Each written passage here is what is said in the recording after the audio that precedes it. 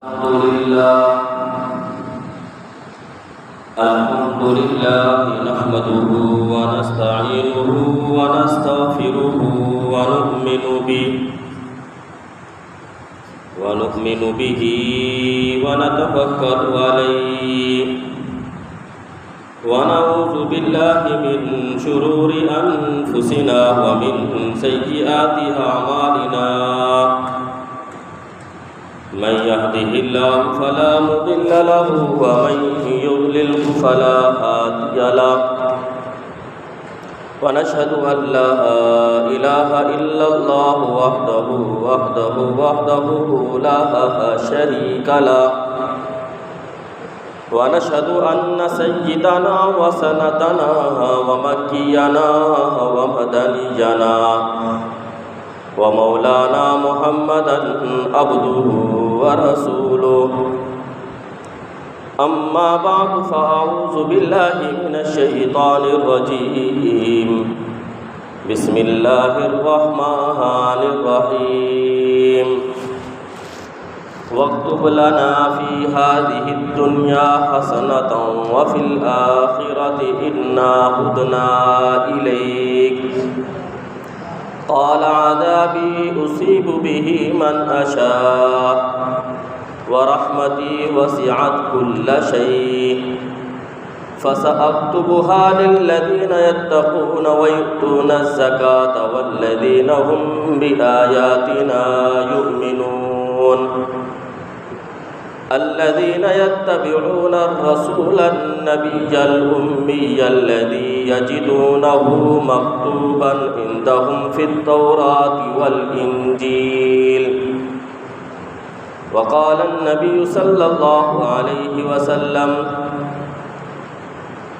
إنما بعثت معلما أو كما قال عليه الصلاة والسلام آمنت بالله صدق الله مولانا العظيم وصدق رسوله النبي الأمي الهاشمي المدني الكريم ونحن على ذلك لمن الشاهدين والشاكرين والحمد لله رب العالمين.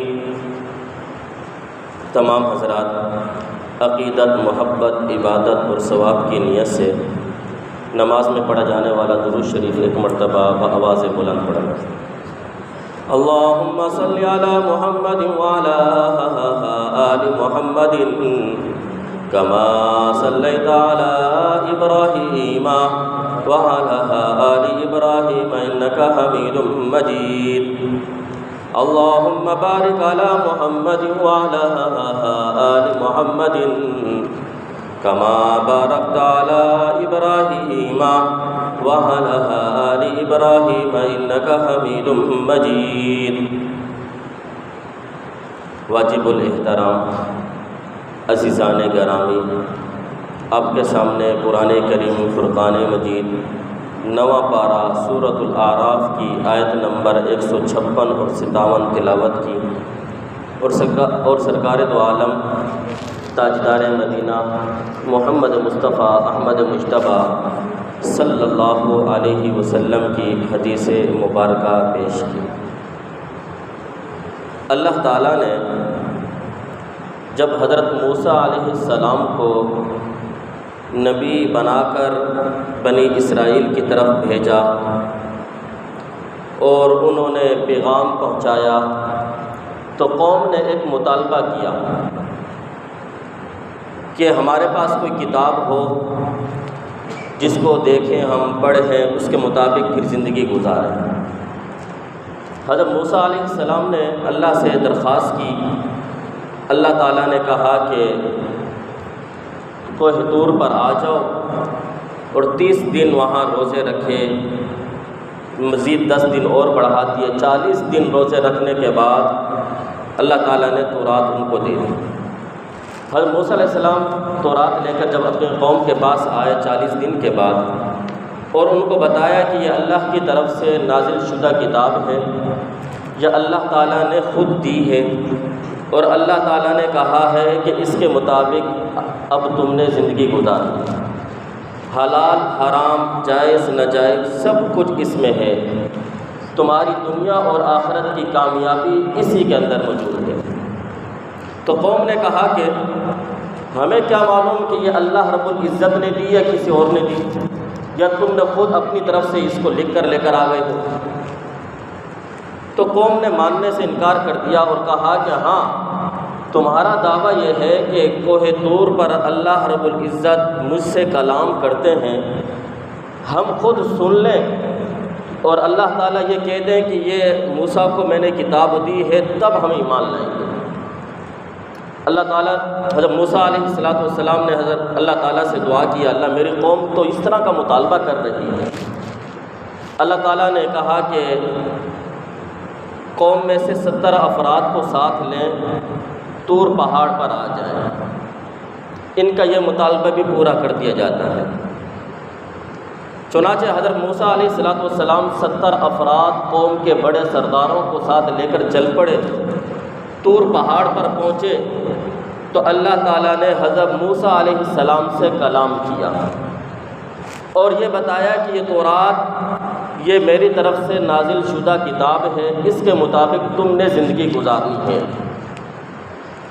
جب یہ بات انہوں نے خود اپنے کانوں سے سنی تو پھر بھی وہ انکار کر گئے، کہنے لگے کہ پتہ نہیں، آواز تو سنی ہے، کس کی آواز ہے یہ نہیں معلوم، مزید گستاخیوں پر اتر آئے۔ تو قرآن کہتا ہے کہ جب انہوں نے یہ بات کی نا، اسی وقت ان کو اوپر فَأَخَذَتْهُمُ الرَّجْفَةُ، ان کو اوپر ایک آسمان سے بجلی آئی، زمین کے اندر زلزلہ آیا، سب کے سب وہیں پر ہلاک ہو گئے۔ بعض روایات میں آتے وہ بے ہوش ہو گئے۔ حضرت موسیٰ علیہ السلام نے جب یہ منظر دیکھا کہ سب کے سب ہلاک ہو گئے تو اللہ تعالیٰ سے دعا کی، یا اللہ آپ نے تو سب کو ہلاک کر دیا، آپ کو معلوم ہے کہ میری قوم بہت ہی عجیب قسم کی قوم ہے، یہ تو میرے اوپر الزام لگائیں گے، تہمتیں لگائیں گے۔ موسیٰ یہاں سے ہمارے 70 افراد بڑے بڑے سردار لے کر گیا اور اس کا مقصد ہی یہی تھا وہاں پر جا کر مروانا۔ یا اللہ ان کو دوبارہ زندگی عطا فرما۔ اللہ تعالیٰ نے ان سب کو دوبارہ زندہ کر دیا۔ چنانچہ قوم کے پاس واپس آ گئے اور پھر اللہ تعالیٰ سے حضرت موسیٰ علیہ السلام نے دعائیں مانگی۔ اس دعا کو اللہ تعالیٰ نے 9ویں پارے کے اندر سورۃ الاعراف آیت نمبر 156-57 کے اندر ذکر کیا ہے۔ حضرت موسیٰ علیہ السلام نے دعا مانگی، وَاكْتُبْ لَنَا فِي هَذِهِ الدُّنْيَا حَسَنَةً وَفِي الْآخِرَةِ، یا اللہ دنیا کے اندر جو ہم نیک کام کرتے رہیں اس کی یہ نیکیاں ہماری لکھتے رہیں، جو اچھے کام کریں یہ سب لکھتے رہیں، اور آخرت میں یا اللہ اس کا ہمیں اجر عطا فرمانا، اِنَّا هُدْنَا إِلَيْكَ، اس لیے کہ ہم سب نے آپ کی طرف رجوع کیا ہے۔ اللہ تعالیٰ نے کہا کہ ٹھیک ہے کہ اس کا اجر ملے گا، لیکن ساتھ میں یہ بھی ہے قال عذابی اصیب بہ من اشاء، وقتاً فوقتاً ان کو اوپر تکلیفیں آئیں گی، میرا عذاب آئے گا جس پر میں چاہوں گا، لیکن ورحمتی وسعت کل شیء، میری رحمت یہ تمام چیزوں پر وسیع ہے، ہر چیز کو ڈھانپے ہوئے ہے، میرے غصے کو، میرے غضب کو، اس پر بھی میری رحمت اس کو بھی چھپائی ہوئی ہے، میری رحمت میرے غضب سے غالب ہے۔ حضرت موسیٰ علیہ السلام نے کہا کہ یا اللہ آپ نے کہا کہ میری رحمت یہ وسیع ہے، یا اللہ اپنی خصوصی رحمت ہم پر نازل فرما، اپنا خصوصی کرم ہمارے اوپر نازل فرما، خصوصی شفقت ہمارے ساتھ فرما۔ تو اللہ تعالیٰ نے کہا کہ نہیں، میری عمومی رحمت تو سب پر ہے، مسلمانوں پر بھی ہے، کافروں پر بھی ہے، ماننے والوں پر بھی ہے، نہ ماننے والوں پر بھی ہے، میری رحمت کے حقدار سب ہیں، عمومی طور پر سب کو رحمت ملے گی، لیکن میری خاص رحمت کی، میری خاص نظر کرم کی، میری خاص شفقت کے حقدار وہ کچھ اور لوگ ہیں۔ وہ لوگ کون ہیں؟ اللہ تعالیٰ نے آگے ان لوگوں کی صفات بیان کی۔ فَسَأَكْتُبُهَا لِلَّذِينَ يَتَّقُونَ، میری خصوصی رحمت کے حقدار میری خصوصی نظر کرم کے حقدار، میری خصوصی شفقت کے حقدار وہ لوگ ہوں گے للذین یتقون، جو تقوی والی زندگی گزاریں گے، جو طہارت والی زندگی گزاریں گے، جن کا باہر کی زندگی اور اندر کی زندگی ایک جیسی ہوگی، ہر وقت ان کے دل میں اللہ کا ڈر اور خوف ہوگا۔ جس کام کو بھی کریں گے، کام کرنے سے پہلے ان کے دل میں یہ سوچ ہوگی کہ اللہ مجھے دیکھ رہا ہے، تو تقویٰ ان کے اندر ہوگا۔ اور دوسری صفت یہ بیان کی وَيُؤْتُونَ الزَّكَاةَ، وہ زکوٰۃ ادا کریں گے، اللہ نے جو مال دیا ہے اس کو اللہ کی راہ میں خرچ کریں گے۔ وَالَّذِينَ هُمْ بِآيَاتِنَا يُؤْمِنُونَ، تیسری صفت ان کی علامت یہ ہوگی کہ ہماری آیات پر، ہمارے احکامات پر عمل کریں گے، جو ہم نے آیات نازل کی اس پر ایمان لے کر آئیں گے۔ اور پھر مزید ان کی تفصیل بیان کرتے ہوئے فرمایا الذین یتبعون الرسول، یہ لوگ وہ لوگ ہیں جو اتباع کریں گے، پیروی کریں گے، نقش قدم پر چلیں گے، رسول النبی الامی الذی، اس رسول اور نبی کی جس کا لقب امی ہے۔ یہاں پر اللہ تعالیٰ نے نبی اکرم صلی اللہ علیہ وسلم کی خاص صفات کو بیان کیا۔ جتنے بھی نبی آئے سب نے کہا کہ میں اللہ کی طرف سے نبی ہوں، لیکن آخری نبی نہیں ہوں، میرے بعد ایک اور نبی آئے گا۔ سب نبیوں کا ایک ہی پیغام تھا۔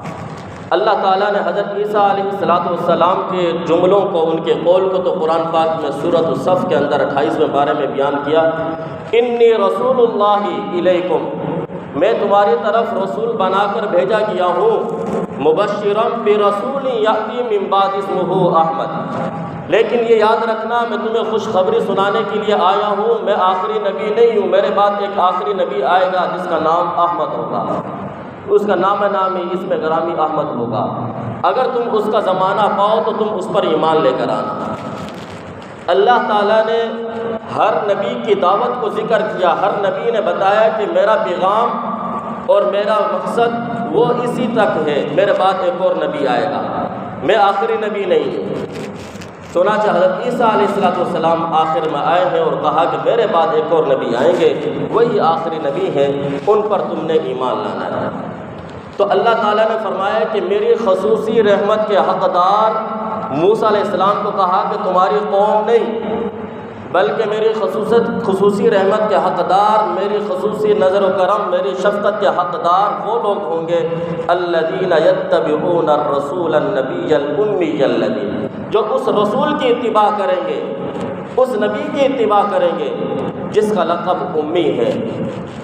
یہاں پر اللہ تعالیٰ نے حضور علیہ السلام کی چند صفات کو بیان کیا۔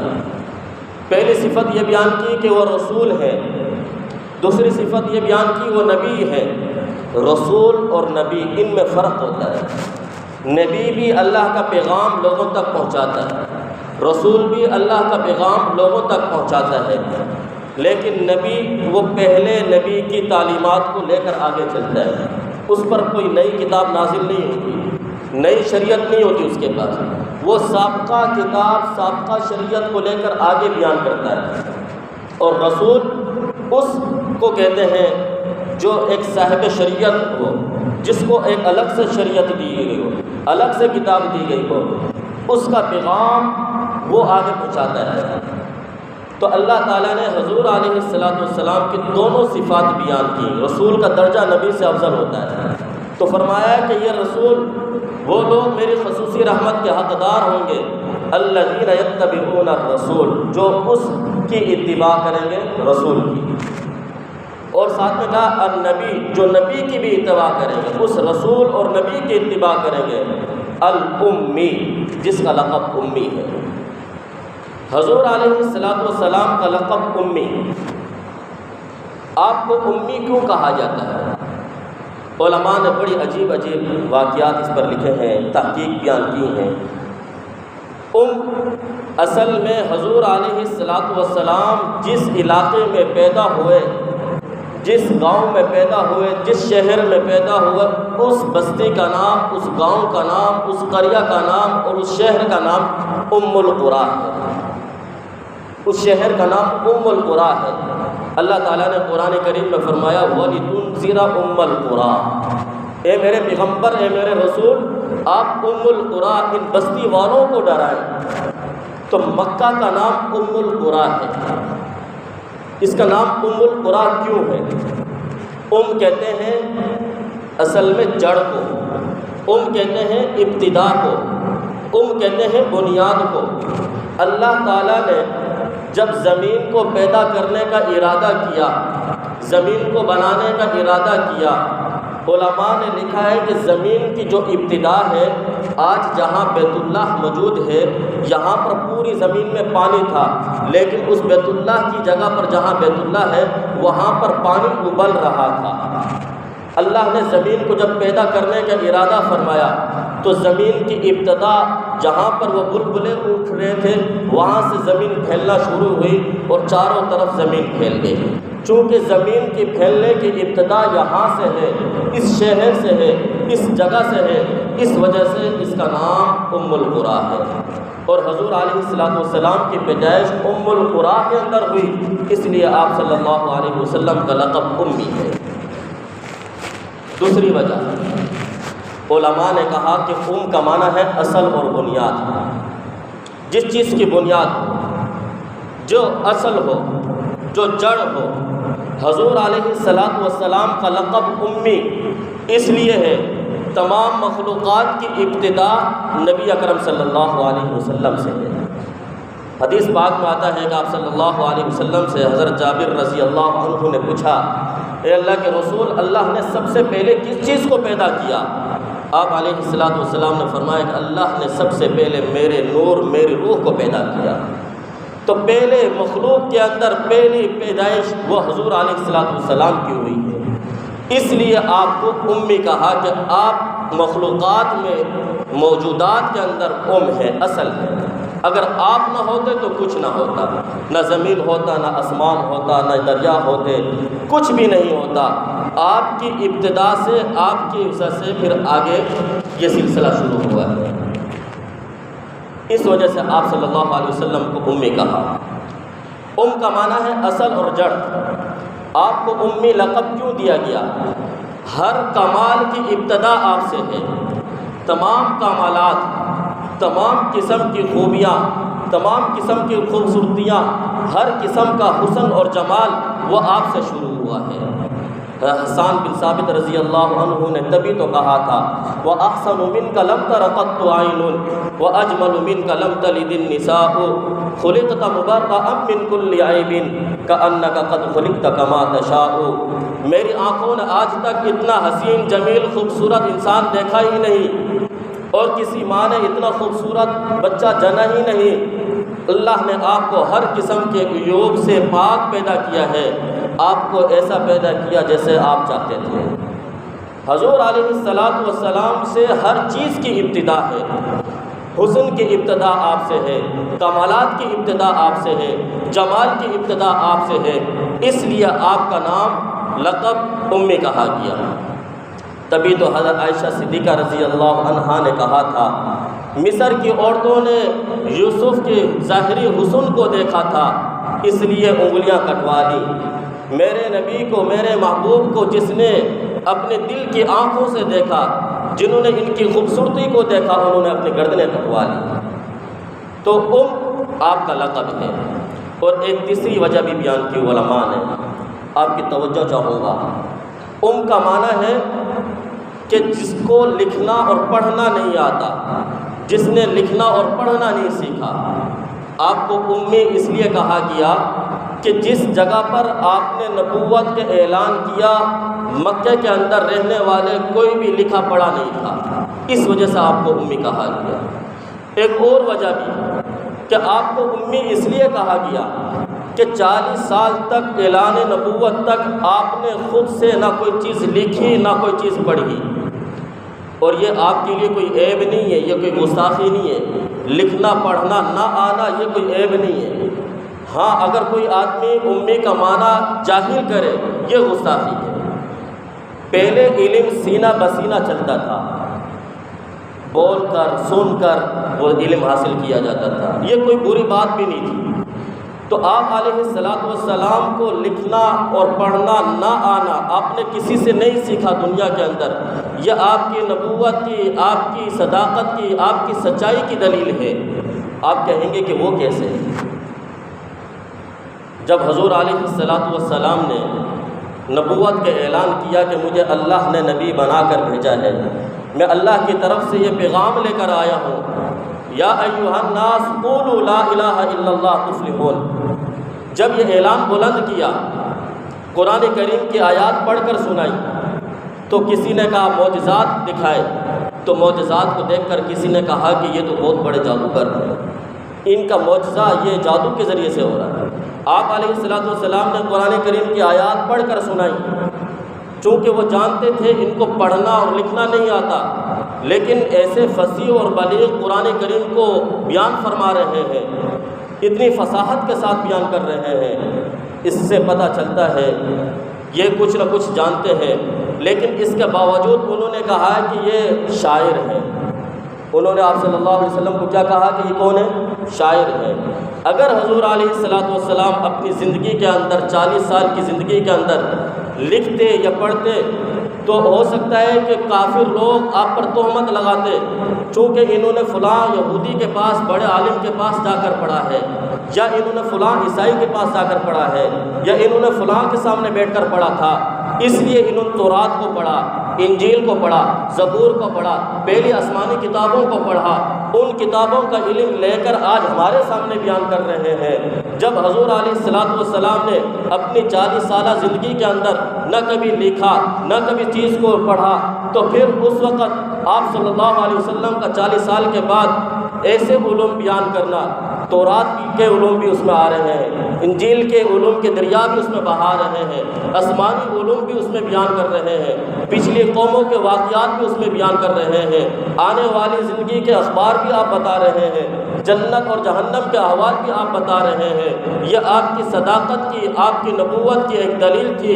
کہ جس نبی نے دنیا کے اندر کسی سے نہیں پڑھا، 40 سال کی زندگی تمہارے سامنے گواہ ہے کہ انہوں نے کسی کے سامنے بیٹھے نہیں ہیں پڑھنے کے لیے، کبھی تمہارے سامنے کوئی کاغذ پڑھ کر نہیں سنایا، آج 40 سال کے بعد یہ ایسے علوم بیان کر رہے ہیں جس کو پڑھے بغیر کوئی بیان نہیں کر سکتا۔ یہ اس نبی کی سچائی کی دلیل ہے، واقعی میں یہ اللہ کے رسول اور نبی ہیں۔ تو فرمایا الذین یتبعون الرسول النبی الامی، میری خصوصی رحمت کے حقدار لوگ وہ لوگ ہوں گے جو ایمان لانے والے ہوں گے، جو اتباع کرنے والے ہوں گے اس رسول کی، اس نبی کی جس کا لقب امی ہے۔ آگے قرآن کہتا ہے یجدونہ مکتوبا عندہم فی التوراۃ والانجیل، جس کے تذکرے اللہ نے پہلی کتابوں کے اندر بیان کیے، جس کی صفات کو اللہ تعالیٰ نے پہلی کتابوں کے اندر بیان کیے ہیں، جن کی علامات نبوت اللہ نے پہلی کتابوں کے اندر بیان کی ہیں۔